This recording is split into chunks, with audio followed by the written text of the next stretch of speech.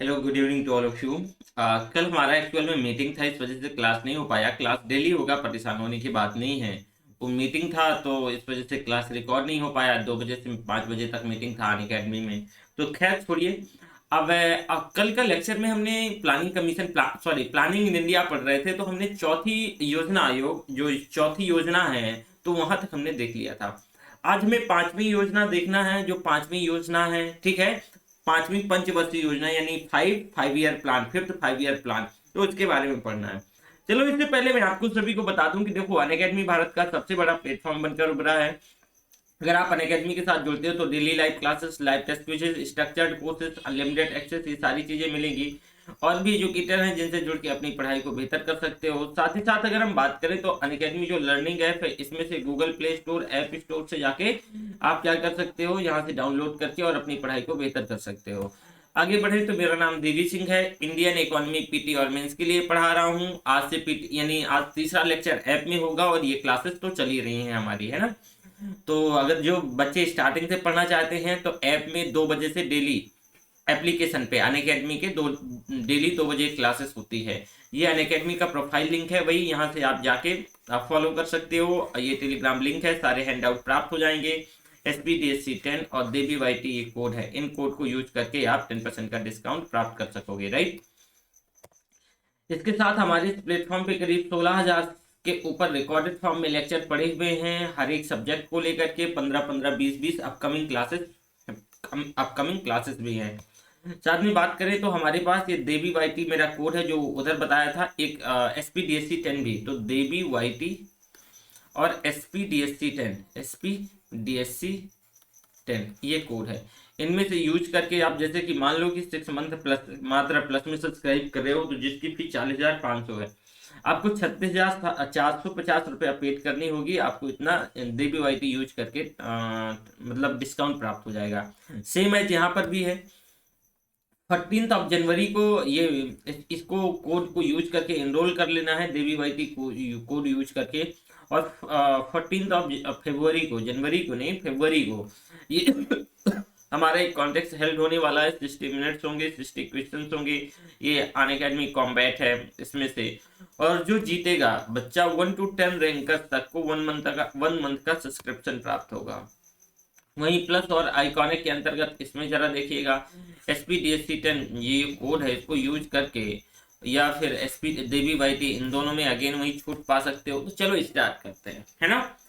तो सभी बच्चे देखो, हमारी क्लासेस लगातार चलती रहेंगी। मैंने बताया करीब हमने इकोनॉमी का 50% एरिया, अप्रोक्सीमेटली 50% एरिया कंप्लीट कर लिया है।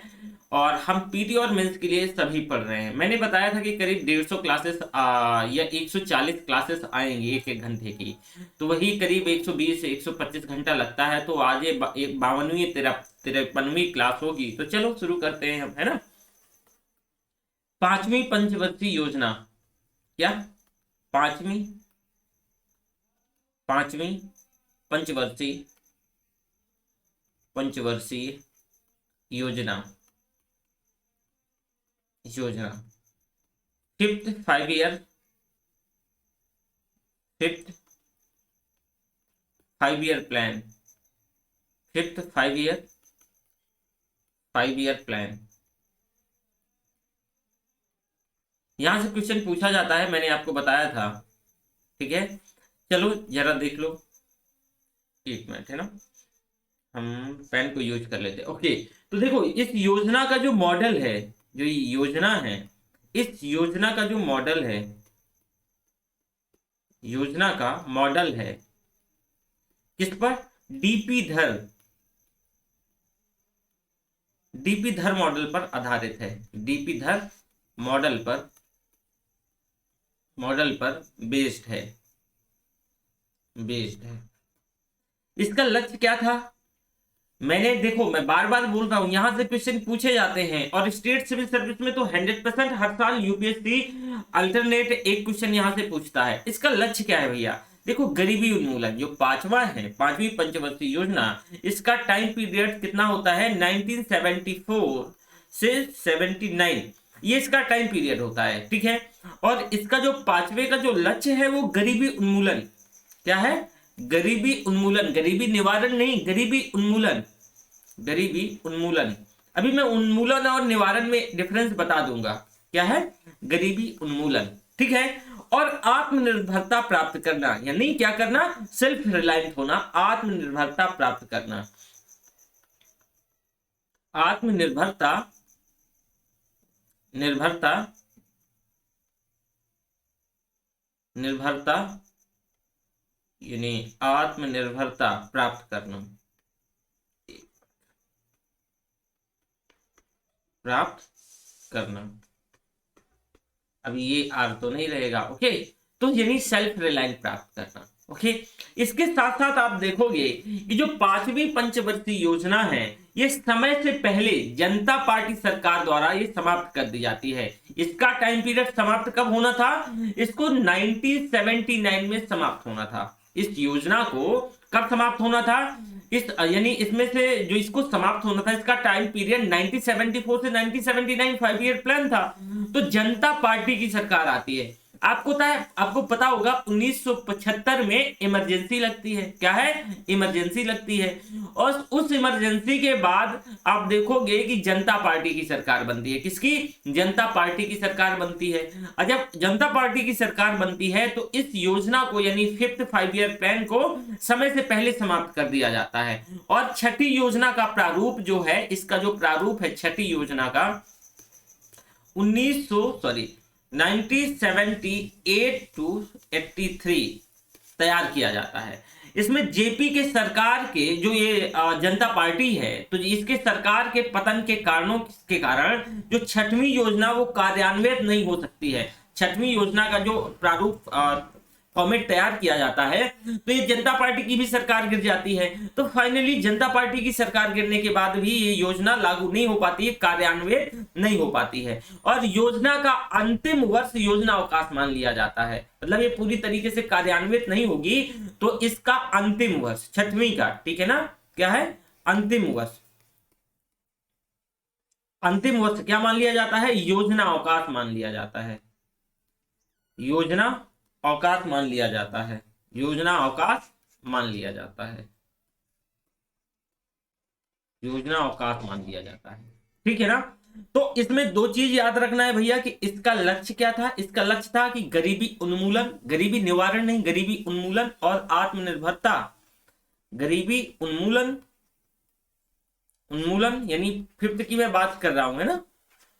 और आत्मनिर्भरता, आत्मनिर्भरता, आत्मनिर्भरता, सेल्फ रिलायंट, ये इसका क्या था? लक्ष्य था। अब छठवीं हमें पंचवर्षीय योजना देखना है कि छठवीं पंचवर्षीय योजना एक्चुअल में ये छठवीं पंचवर्षीय योजना क्या है, ठीक है? तो चलो छठवीं पंचवर्षीय योजना देख लो। 6th 5 ईयर प्लान, छठी योजना। इसका टाइम पीरियड 1980 से लगा करके 85। इसका टाइम पीरियड 1980 से लगा करके 85। योजना का मॉडल क्या होता है? अगेन इंपॉर्टेंट, योजना का जो मॉडल होगा सबसे इंपॉर्टेंट, योजना का मॉडल क्या होगा? आगत निर्गत। अभी बताऊंगा आगत निर्गत क्या है। आगत निर्गत मॉडल, आगत निर्गत मॉडल पर बेस्ड। लक्ष्य क्या है भैया इसका?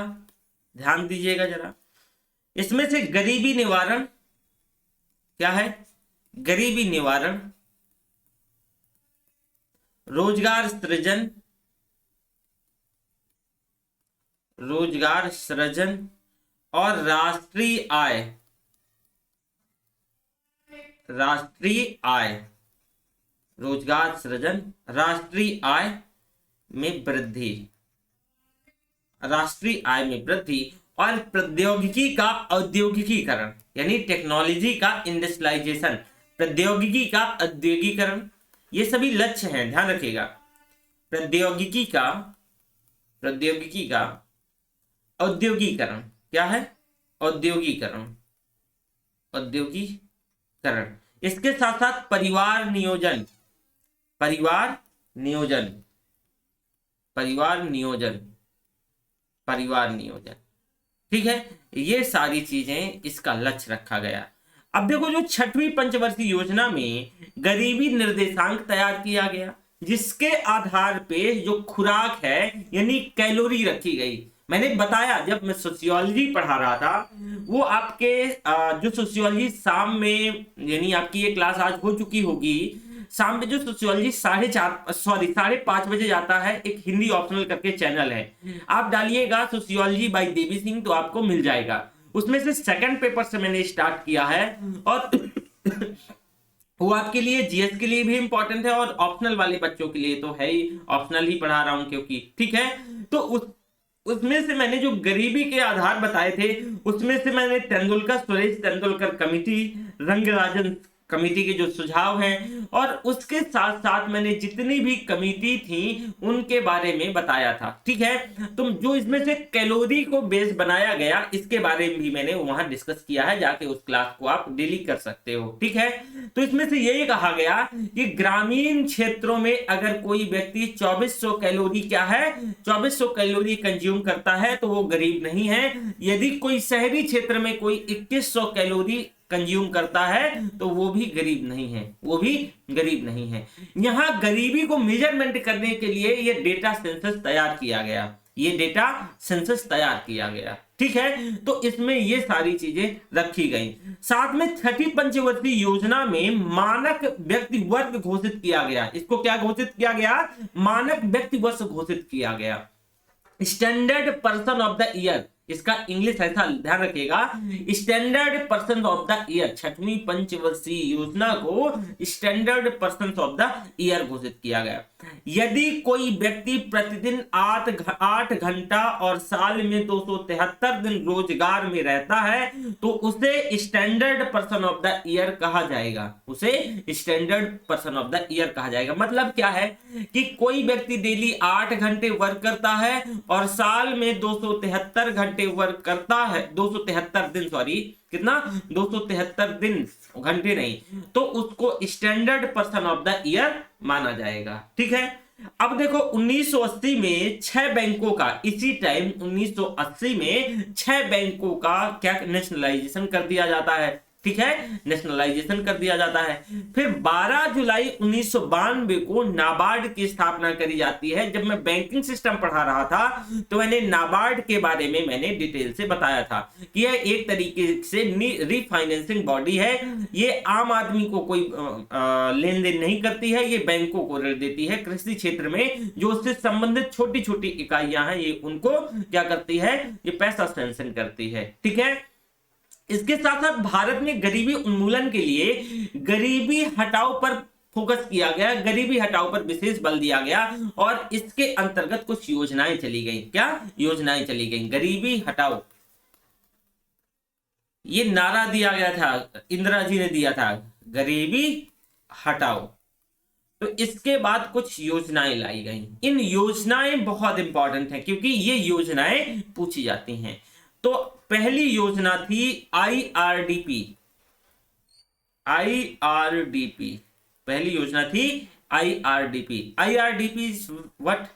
इसका मतलब integrated rural development programme, integrated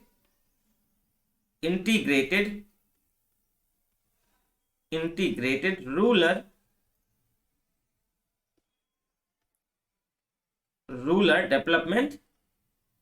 development programme, rural development programme 1980।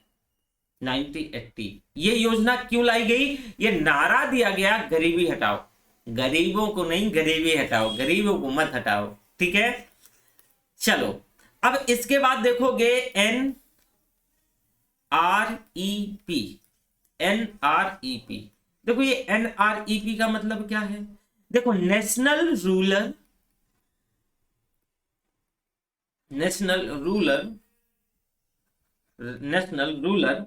Employment programme, ये भी योजना लाई गई और बहुत सारी योजनाएं लाई गई। जरा इन बारी बारी से देख लो। एक इसी टाइम RLEGP है ना, हाँ ये तो थी RLEGP, वेरी गुड। तो ये rural landless landless landless employment landless employment guarantee sorry guarantee programme, ये योजना लाई गई। इन्हें लिख लीजिएगा, ये इसमें नोट्स में नहीं मिलेगा, और मैंने इसका भी नोट्स भी जनरेट नहीं किया है, तो आप कहीं ना कहीं से क्या करना है, लिख लेना है प्लीज, ठीक है। इसी वजह से मैंने थोड़ा सा आज स्लो पढ़ा रहा हूं, ओके। अब एक और योजना आई इसी टाइम, TRYSSEM, ये आपको नोट्स में नहीं मिलेगा, ये नोट्स में नहीं मिलेगा, ठीक है। इसमें से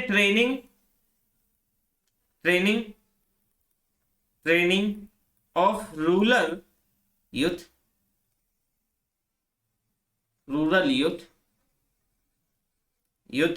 सेल्फ एम्प्लॉयमेंट, ये योजना है। और योजनाएं हैं जो कि सभी को लिखवाई देता हूं। एक योजना थी समन्वित ग्रामीण विकास कार्यक्रम, समन्वित ग्रामीण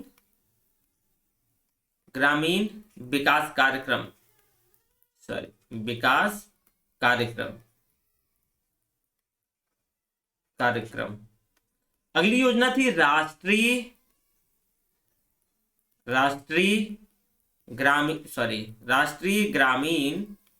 ग्रामीण रोजगार कार्यक्रम।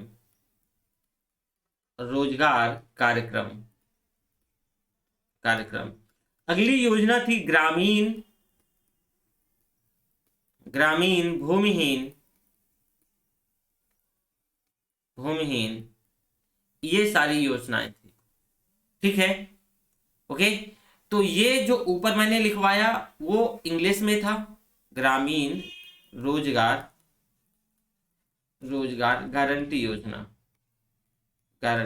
योजना, और ये हिंदी में है। तो ये योजनाएं, और भी योजनाएं थी जो कि इंपॉर्टेंट नहीं है, ठीक है। जैसे कि ग्रामीण नवयुवकों को रोजगार के लिए प्रशिक्षण के लिए, जो लास्ट में मैंने इंग्लिश में लिखवाया था, ये सारी योजनाएं हैं। अब आपको इसमें देखोगे कि इसके अंतर्गत 18 से 35 वर्ष के, जो लास्ट वाली योजना थी, ये वाली योजना है ना, ये तो 18 से 35 वर्ष के, यानी 18 to 35 वर्ष के ग्रामीण नवयुवकों को, युद्ध को स्वरोजगार हेतु प्रशिक्षण दिया जाना था। जैसे स्किल इंडिया, याद आ रहा है, मोदी जी ने स्किल इंडिया का शुरुआत करा था। तो छठी योजना को इसके आवर्ती योजना, या फिर क्या बोला गया, अनवरत योजना, या रोलिंग प्लान के नाम से भी जाना जाता है। रोलिंग प्लान के नाम से भी जाना जाता है। रोलिंग प्लान जो है, ये रोलिंग प्लान का जो प्रतिपादन है वो गुनार मिर्डल नामक अर्थशास्त्री ने, अपनी एक पुस्तक है एशियन ड्रामा, तो इसी में इनको क्या किया गया, उन्हें रोलिंग प्लान दिया। और ये रोलिंग प्लान, इसी वजह से इसको रोलिंग प्लान कहा जाता है।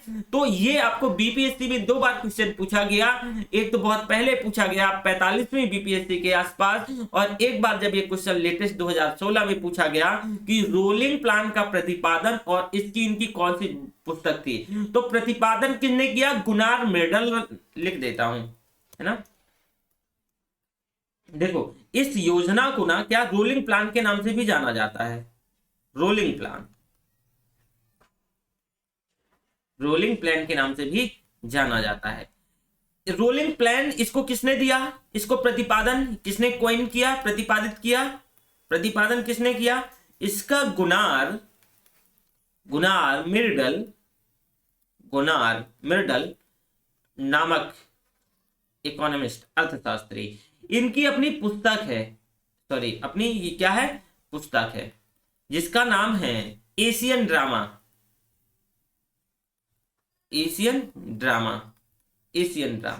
ये पुस्तक है, एशियन ड्रामा नाम है।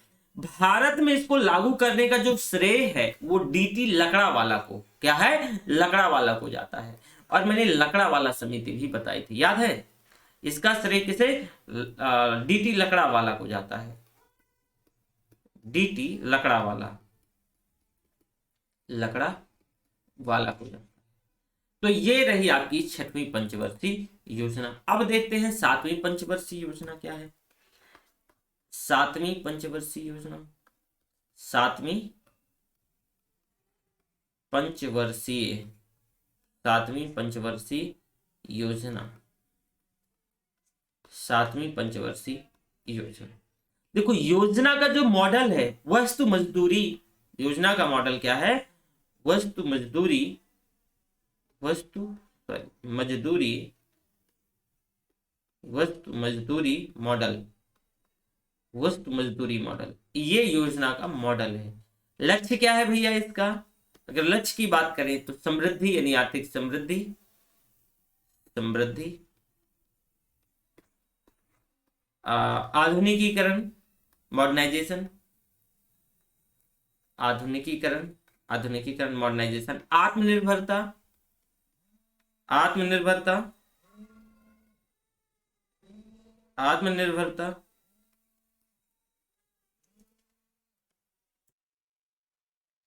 तो हमें ना सातवीं जो पंचवर्षीय योजना है इसे देख रहे हैं ना। एक बात थोड़ी सी और इसे ध्यान से देखो, जो सातवीं पंचवर्षीय योजना है यानी सातवीं 5 ईयर प्लान पंचवर्षीय योजना है। Time again important, 1985 to 90। आप देखोगे इसके अंतर्गत योजना का मॉडल, योजना का मॉडल, योजना का मॉडल, योजना का मॉडल क्या है? वस्तु मजदूरी मॉडल, वस्तु मजदूरी, वस्तु मजदूरी मॉडल, वस्तु मजदूरी मॉडल। लक्ष्य क्या है? जो कि मैंने इसे सारा सब कुछ आपको ऑलरेडी बताया कि इसका ये लक्ष्य है। अब देखो लक्ष्य आपको पता है कि जैसे समृद्धि, आत्मनिर्भरता, आधुनिकीकरण, सामाजिक न्याय, ठीक है, सामाजिक आर्थिक न्याय, ये सारी चीजें इसका लक्ष्य है। लेकिन इंपॉर्टेंट क्या है इसमें से कि जो ये योजना है, इस योजना के अंतर्गत 1986 में, कब? 1986 में डाक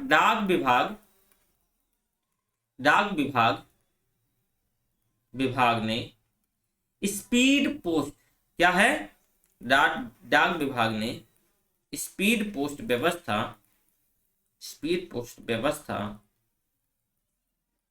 की शुरुआत की, शुरुआत की।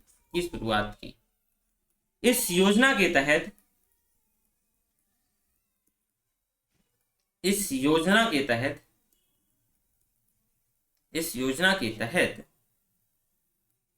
1988 में सेबी की स्थापना करी गई। किसकी? Security exchange board of India, SEBI की स्थापना की गई। इसी के साथ साथ आप देखोगे 1989 में, कब? 1989 में जवाहर रोजगार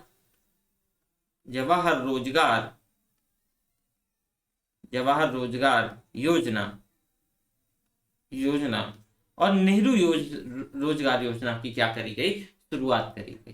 ठीक है, तो आपने यहां तक देखा ये सातवीं पंचवर्षीय योजना है। अब आठवीं पंचवर्षीय योजना जरा देखो। आठवीं पंचवर्षीय योजना, आठवीं पंचवर्षीय योजना, देखो आठवीं पंचवर्षीय योजना के बारे में अगर हम बात करें तो योजना का मॉडल क्या है? योजना का मॉडल, योजना का मॉडल क्या है? योजना का जो मॉडल है वो जॉन डब्ल्यू, क्या है? जॉन डब्ल्यू मिलर मॉडल पर आधारित।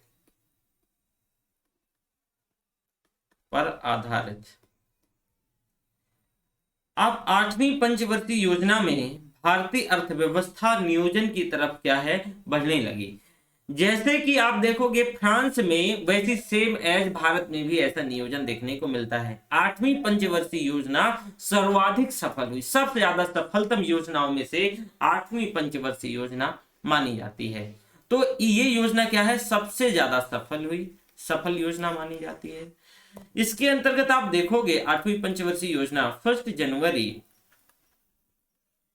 1900 क्या 1995, 1 जनवरी 1995 को भारत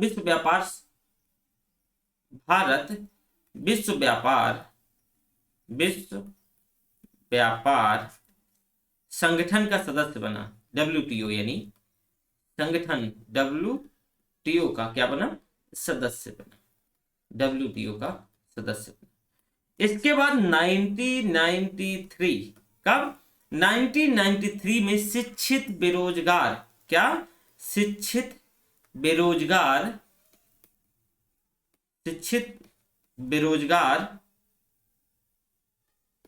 इसमें जो ये योजना जो है 1993 में शिक्षित बेरोजगारों के लिए रोजगार मुहैया कराने के लिए प्रधानमंत्री रोजगार योजना शुरू करी गई। कौन सा, प्रधानमंत्री शिक्षित बेरोजगार, जो शिक्षित है फिर भी बेरोजगार हैं, इनके लिए प्रधानमंत्री बेरोजगार योजना की शुरुआत करी गई।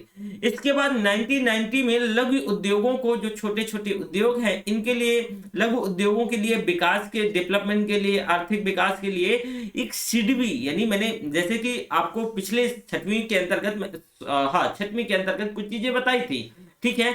इसी तरह 8वीं में भी, जो कि ये सबसे सफलतम में से एक मानी जाती है, और 8वीं पंचवर्षीय योजना में जो छोटे छोटे उद्योगों को पैसा देती है, ये भी एक प्रकार की रीफाइनेंस एजेंसी है, सिडबी। इसका स्थापना किया गया, और इसका जो सिडबी का जो हेडक्वार्टर है वो, ये भी मैंने आपको इसी यानी इकोनॉमी के बैंकिंग सिस्टम के अंतर्गत पढ़ाया था, ठीक है, सिडबी।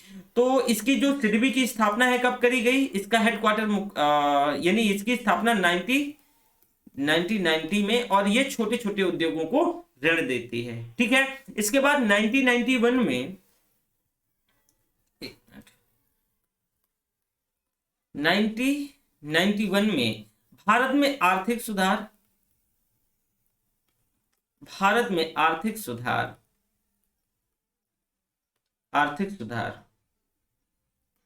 LPG, याद आ रहा है, LPG आर्थिक सुधार यानी लिबरलाइजेशन, प्राइवेटाइजेशन, ग्लोबलाइजेशन की घोषणा करी गई, और उदारीकरण के जो जनक हैं, यानी लिबरलाइजेशन के जो जनक हैं, इनको भूतपूर्व प्रधानमंत्री राजीव गांधी जी को माना जाता है, राजीव गांधी जी को माना जाता है इसके जनक, ठीक है। तो ये 1991 में ये विंडो खोला गया। वहीं 1992 के आसपास इसमें इस दोनों यानी 2 साल का 90 से 92, ये जो 2 सालों का आप टाइम देखोगे, ये राजनीतिक अस्थायित्व का टाइम होता है, ये पॉलिटिकल अनस्टेबिलिटी का टाइम होता है। इसमें से जो भुगतान संतुलन है ना, वो भुगतान संतुलन क्या हो जाता है, इसका संकट आ जाता है। इसके कारण पंचवर्षीय योजना लागू नहीं हो सकी, थी। So this is the problem, ठीक है। तो आपने यहां तक देखा जो 8वीं पंचवर्षीय योजना है। अब 9वीं पंचवर्षीय योजना देख लो भैया। 9वीं पंचवर्षीय योजना का टाइम 1997 से 2002 तक। अब हम 21वीं शताब्दी में मूव कर गए। योजना का मॉडल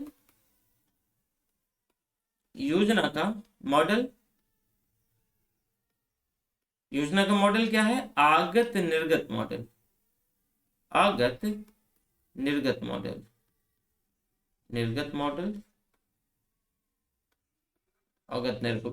मॉडल। लक्ष्य क्या है, सामाजिक न्याय।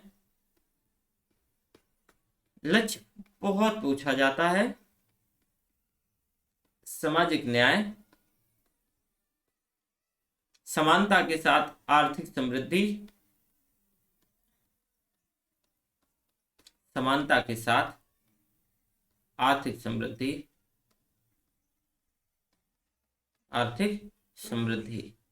समानता के साथ आर्थिक समृद्धि। तो ये आपका क्या है, ये लक्ष्य है। आप देखोगे जो 9वीं पंचवर्षीय योजना होती है, 9वीं पंचवर्षीय योजना में गरीबी निवारण, ठीक है, गरीबी उन्मूलन नहीं है, यहाँ गरीबी निवारण, रोजगार सृजन, गरीबी निवारण और उन्मूलन दोनों बता दूंगा। गरीबी निवारण, रोजगार सृजन, आत्मनिर्भरता, क्षेत्रीय जो कार्यक्रम है, क्षेत्रीय संतुलन के लिए अनेक कार्यक्रम, यूनिफाइड कार्यक्रम चलाए गए। इसके साथ साथ इसमें से नवी पंचवर्षीय योजना में भारत में महिला सशक्तिकरण यानी विमेन एम्पावरमेंट के लिए भी कुछ शुरुआत करी गई। ये वही टाइम, उसी का युग माना जाता है, महिला सशक्तिकरण का युग माना जाता है। नवी पंचवर्षीय योजना के दौरान आप देखोगे, इस अवधि के दौरान समाज में विशेष समूह के लिए संरक्षण के तहत सामाजिक मुद्दों को प्रोत्साहित करने के लिए निजी निवेश को बढ़ावा दिया गया और इसमें वृद्धि के लिए एक उदार बाजार की व्यवस्था करी गई। इसमें से एक उदार बाजार की व्यवस्था करी गई। अब आपको अगला देखना है 10वीं, क्या है 10वीं पंचवर्षीय योजना। 10वीं पंचवर्षीय योजना, पंचवर्षीय योजना टाइम पीरियड 2 से 7, ये आपका टाइम पीरियड माना जाता है। योजना का जो मॉडल है ये क्या है, योजना का मॉडल, योजना का मॉडल, योजना का यानी योजना आयोग का, योजना आयोग का पत्र, ये इसका मॉडल है। लक्ष्य क्या है, मानव कल्याण, लक्ष्य मानव कल्याण, मानव लक्ष्य इसका मानव कल्याण है, ठीक है ना। क्या है लक्ष्य, मानव कल्याण।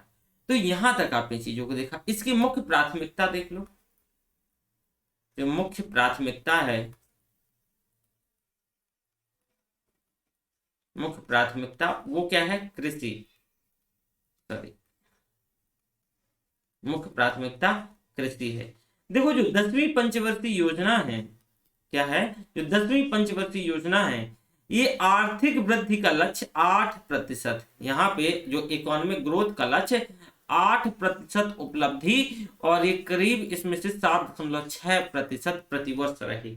इसमें से ये 8% की उपलब्धि है और इस दौरान जो इसका टाइम पीरियड है, इस करीब 7 जो एवरेज की बात करें 7.6 ये प्रतिवर्ष एवरेज रही। इसका टाइम पीरियड तो बताया 2002 से 2007 तक, 2007 तक, ठीक है। तो यहां तक आपने चीजों को देखा।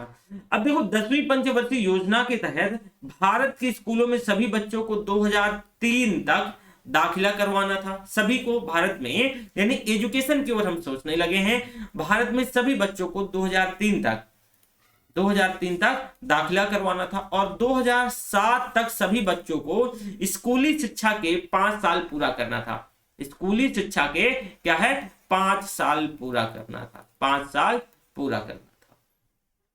2007 तक वानिकीकरण का, ध्यान से सुनिएगा, इसी के आगे आप 2007 तक टिल 2007, 2007 तक अप टू 7 है ना, तो 2007 तक वानिकीकरण का 2.5% तक क्या करना था, 25% तक लेके आना था, ठीक है। लेकिन 2012 में ये 2.5 नहीं है, 25% है, 25% तक लेके आना था। इसके बाद आगे 5 सालों में यानी 7 से 12, 2012 तक इसको 33% तक, कितना 33% तक मतलब इसको पहुंचाना था। वहीं साक्षरता दर, लिटरेसी रेट की बात करें तो 2002 से 2007 तक इसको कहां तक पहुंचाना था, 75% लिटरेसी रेट पहुंचाना था। और इसके लक्ष्य बता रहा हूं, इसके साथ साथ जो मातृत्व मृत्यु दर है, जो क्या है मातृत्व मृत्यु दर है, ये 2007 तक क्या करना था, इसमें से 200 प्रति करना था, 200 प्रति करना था, प्रति प्राप्त करना था। यानी 2012 में प्रति 1000 तक, इसमें प्रति 1000 में कितना पहुंचाना था, 1 पहुंचाना था। तो ये सारी चीजें यानी 1000 प्रति पहुंचाना था कि अगर इसका 2000 कब तक, 2012 तक, अगली पंचवर्षीय योजना तक, कि मान लो जो मातृत्व मृत्यु दर है वो 1000 में कितना, 1 से कम रह जाए, 1 से कम रह जाए। यहां तक देखा। अब आपको देखना है 11वीं पंचवर्षीय योजना, 11वीं पंचवर्षीय योजना। 11वीं पंचवर्षीय योजना का जो टाइम है 2007 से 2012, ये इसका टाइम पीरियड है। इसमें से देखोगे कि योजना का मॉडल योजना पत्र का, योजना आयोग का पत्र था, वही मॉडल क्या था, योजना आयोग का पत्र, योजना आयोग, योजना आयोग का पत्र। इसमें से जो कुल खर्च था वो कितना था, इस पे से, अच्छा ये खर्च इंपॉर्टेंट नहीं है, खर्च नहीं बताता हूं, लेकिन फिर भी देख लो, आप नहीं पता चलोगी, सब बोल दोगे कि अच्छा सर को पता नहीं है तो खर्च सर ने नहीं बताया है। कितना करोड़ रुपया ये खर्च था। लक्ष्य क्या था इसमें से, लक्ष्य था समावेशी विकास, समावेशी विकास, समावेशी विकास, तीव्र और अधिक, तीव्र और अधिक। 11वीं पंचवर्षीय योजना के दौरान आप देखोगे, जो 11वीं पंचवर्षीय योजना के दौरान इस योजना के दस्तावेज में कहा गया था कि जो बजटी सहायता का सर्वाधिक अंश शिक्षा पर ज्यादा से ज्यादा दिया जाएगा। इसके साथ साथ साक्षरता बढ़ाना इसका मुख्य उद्देश्य होगा। साक्षरता का लक्ष्य जो कि मैंने पीछे अभी बताया था 75% से ऊपर रखना है, मतलब ये लक्ष्य रखा गया। और इस लक्ष्य के मुकाबले 74.04 की प्राप्ति हुई, हालांकि आसपास हम पहुंच गए। 11वीं पंचवर्षीय योजना में जो शैक्षिक योजना के रूप में इसको देखा गया। 11वीं पंचवर्षीय योजना में गरीबी अनुपात जो है वो गरीबी अनुपात कम करके एनी हाउ कितना 15% लाना था। आपको जो गरीब मैंने बताया था एक 22 और एक जो 29% है। इसके साथ साथ इसमें से एक नारा दिया गया, देश की तस्वीर बदलना है। इसमें एक नारा दिया गया, देश की तस्वीर बदलना है, ठीक है। इसी के अंतर्गत 11वीं पंचवर्षीय योजना को राष्ट्रीय विकास परिषद जो कि पहले स्टैब्लिश हुआ था, तो इसने अपनी 10 स्वीकृतियां, अपनी स्वीकृति 19 दिसंबर 2007 को रखी थी।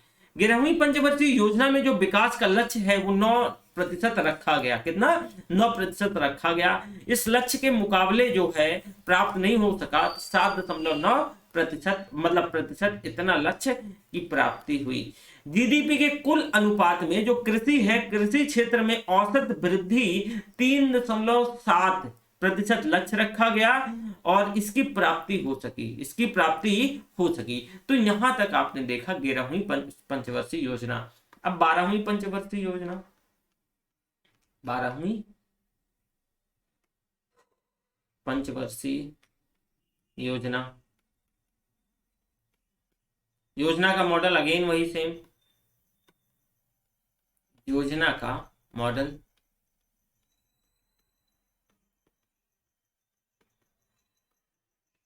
योजना आयोग का पत्र, योजना आयोग का पत्र। कुल खर्च अगेन इंपॉर्टेंट नहीं है, अब इसे फ्री छोड़ेंगे। लक्ष्य वही तीव्र और संतोषनीय यानी सस्टेनेबल डेवलपमेंट, ठीक है, और समावेशी विकास, ठीक है, inclusive development and sustainable development, सतत विकास और समावेशी विकास, ये लक्ष्य रखा गया। 12वीं पंचवर्षीय योजना में कृषि विकास का जो लक्ष्य है वो 4%, उद्योग में विकास का दर जो है वो 8 लक्ष्य, ये सब 8.1, और इसकी जो लक्ष्य है अगला जो आप देखोगे सेवा क्षेत्र में 9 के आसपास कुछ रखा गया। इसमें से सकल घरेलू आय के जो रेफरेंस में उसके अनुपात में ये लक्ष्य को क्या करना था, हमें प्राप्त करना था। कुछ को हम प्राप्त कर पाए और कुछ को नहीं प्राप्त कर पाए। वहीं 12वीं पंचवर्षीय योजना में बचत दर जो जीडीपी का 36.2% और निवेश दर था जो इन्वेस्टमेंट रेट था वो 38.7% लक्ष्य बनाया गया, रखा गया। औसत वार्षिक केंद्रीय राजकोषीय घाटा और इसकी योजना अवधि जीडीपी का 3.2% तक का लक्ष्य रखा गया। और इस लक्ष्य के अंतर्गत फिर भी हम लक्ष्य तो रखे लेकिन प्राप्त नहीं कर सके। चालू खाते को ये ऑलरेडी मैं बता चुका हूं, ये सारी चीजें कि चालू खाते का और एक्चुअल ये मतलब जो हम फिजिकल सिस्टम पढ़े थे तो याद होगा। अब यहां तक आपने जो 12वीं पंचवर्षीय योजना देख लिया। 12वीं पंचवर्षीय योजना में उम्मीद करता हूं किसी भी बच्चे को यहां तक कोई डाउट नहीं होगा, ठीक है। अब योजना अवकाश का कुछ टाइम होता है क्योंकि 2 बार यहां से क्वेश्चन पूछा गया है, तो 1966 टू 69।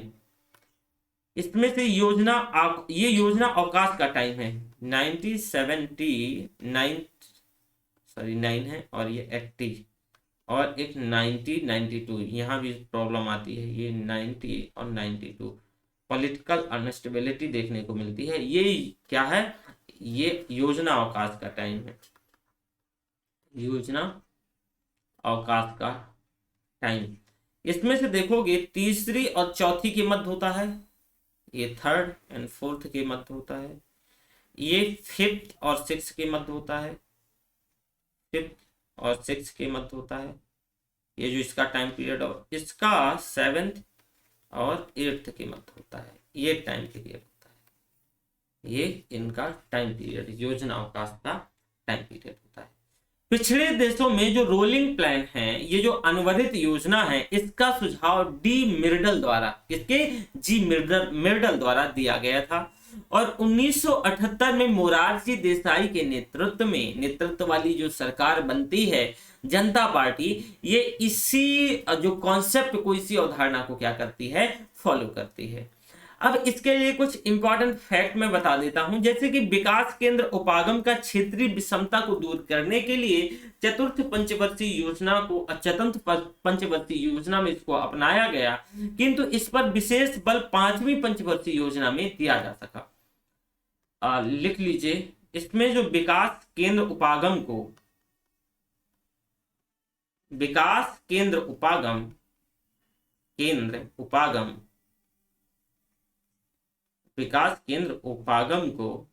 क्षेत्रीय विषमता को दूर करने के लिए, क्षेत्रीय विषमता को क्या करने के लिए, दूर करने के लिए चतुर्थ पंचवर्षीय योजना, क्या, चतुर्थ पंचवर्षीय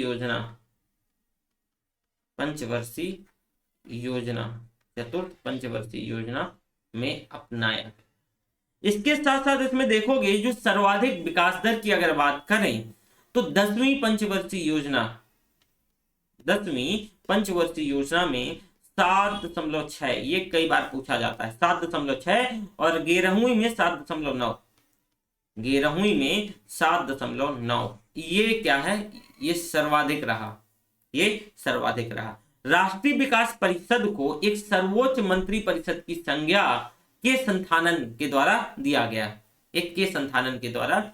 गया, वहीं आप देखोगे कि संविधान की 7वीं अनुसूची में, संविधान की जो 7th शेड्यूल है, 7वीं अनुसूची में समवर्ती सूची की प्रविष्ट संख्या, जो कंकरेंट लिस्ट है, इसकी प्रविष्ट संख्या 20 में आर्थिक एवं सामाजिक नियोजन का उल्लेख किया गया।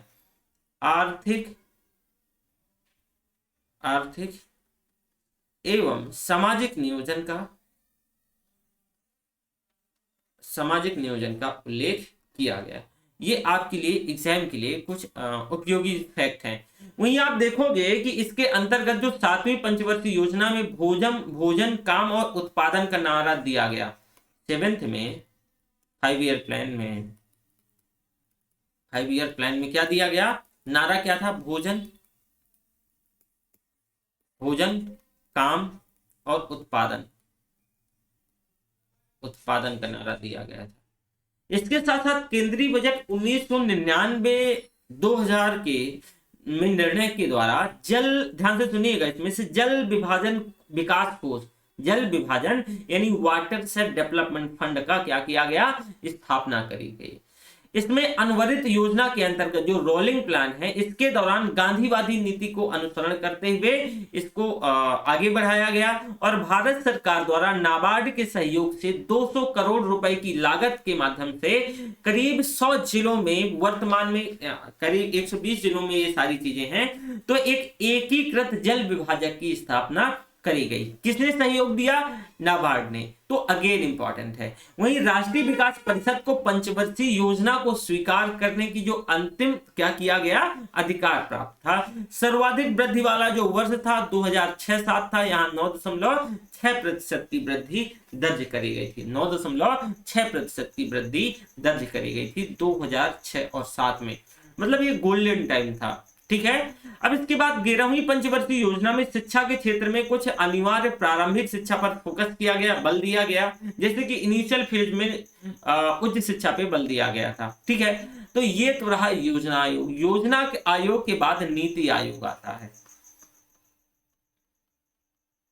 नीति आयोग यानी नेशनल इंस्टीट्यूट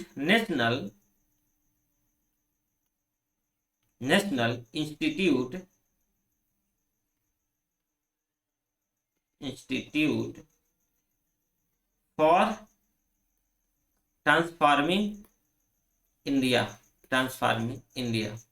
ये नीति आयोग आता है। देखो 15 मार्च कब, 15 मार्च 1950 को योजना आयोग की स्थापना होती है और योजना आयोग के समाप्त करके 1 जनवरी, योजना आयोग को समाप्त करके 1 जनवरी 2015 को, कब, 2015 को मंत्रिमंडल के प्रस्ताव के माध्यम से नीति आयोग की स्थापना करी गई। किसकी? नीति आयोग की स्थापना करी गई। जो ये नीति आयोग है ये एक परामर्शदात्री क्या है, एक संविधानेतर सभा। ये संविधानेतर सभा है ना, एक्स्ट्रा कॉन्स्टिट्यूशनल बॉडी है। यह संस्थान जो है यह सरकार के थिंक टैंक की तरह कार्य करता है। किसकी तरह? ये थिंक टैंक की तरह कार्य करेगा और उसे निर्देशात्मक नीतिगत गतिशीलता प्रदान करेगा। नीति आयोग का गठन आप देखोगे तो कुछ ऐसे होता है जैसे कि इसके अध्यक्ष हमेशा से भारत के प्रधानमंत्री पदेन अध्यक्ष होते हैं। जो भी प्रधानमंत्री होंगे नीति आयोग के, वो क्या होंगे, इसके पदेन अध्यक्ष होते हैं, पदेन अध्यक्ष होते हैं। वहीं गवर्निंग काउंसिल राज्यों के मुख्यमंत्री और केंद्र शासित प्रदेशों के विशेष मतलब है मंत्री और केंद्र शासित प्रदेश जो हैं उनके उपराज्यपाल, लेफ्टिनेंट जो गवर्नर हैं जिसे एलजी बोलते हैं, तो लेफ्टिनेंट गवर्नर द्वारा लेफ्टिनेंट गवर्नर को प्रधानमंत्री द्वारा नामित किया जाएगा। किसके लिए? नीति आयोग में एज अ मेंबर। सदस्य जो होंगे इनका टाइम पीरियड पूर्णकालिक होता है, जो लेकिन पदेन जो सदस्य होते हैं जैसे केंद्रीय मंत्री परिषद से अधिकतम करीब मैक्सिमम 4 सदस्यों को प्रधानमंत्री द्वारा नामित किया जाता है। ठीक है, इसके बाद इसके जो मुख्य संचालक अधिकारी सीईओ जो प्रधानमंत्री द्वारा नियुक्त करके भारत सरकार के राष्ट्रीय सचिव स्तर के अधिकारी होते हैं, इनका जो सचिवालय आवश्यकता अनुसार इस पे डील किया जाता है। तो नीति आयोग जो है पुनर्गठन 2019 आप देखोगे नरेंद्र मोदी जी ने नीति आयोग का पुनर्गठन किया और पुनर्गठन के बाद नीति आयोग में डॉक्टर विवेक देबराय की जगह जो डॉक्टर विवेक देबराय को जगह नहीं दी गई इस पे से। ठीक है, डॉक्टर विवेक देबराय पहले नीति आयोग के पूर्णकालिक सदस्य थे। बाद में जब क्या होता है इनको जगह नहीं मिलती है तो अब नीति आयोग में 4 की जगह 3 ही पूर्णकालिक सदस्य हैं। पहले 4 पूर्णकालिक सदस्य हुआ करते थे। इसके पदेन अध्यक्ष आपको पता है हमारे माननीय प्रधानमंत्री जी, उपाध्यक्ष डॉक्टर राजीव कुमार। ठीक है, पहले आपको पता है अरविंद पनगड़िया है ना, और जो अमिताभ कांत साहब हैं वो इसके सीईओ हैं। क्या है? मुख्य संचालक अधिकारी, चीफ एग्जीक्यूटिव ऑफिसर। पूर्णकालिक सदस्यों की बात करें तो हालांकि ये इंपॉर्टेंट नहीं है, लेकिन जैसे प्रोफेसर रमेश चंद्र और बीके पाल हैं और एक शाश्वत करके हैं। ठीक है, तो ये 3 सदस्य हैं, यानी इसके सदस्यों में बीके शाश्वत और बीके पॉल और रमेश चंद्र ये इसके सदस्य हैं। और उसमें से जैसे कि आमंत्रित जो सदस्य हैं जैसे थावर चंद गहलोत, पीयूष गोयल, इंद्रजीत सिंह और श्री नितिन गडकरी, ये सभी।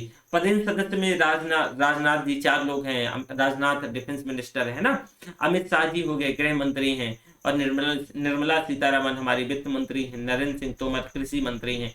ये पदेन सदस्य हैं। ये क्या है? पदेन सदस्य हैं।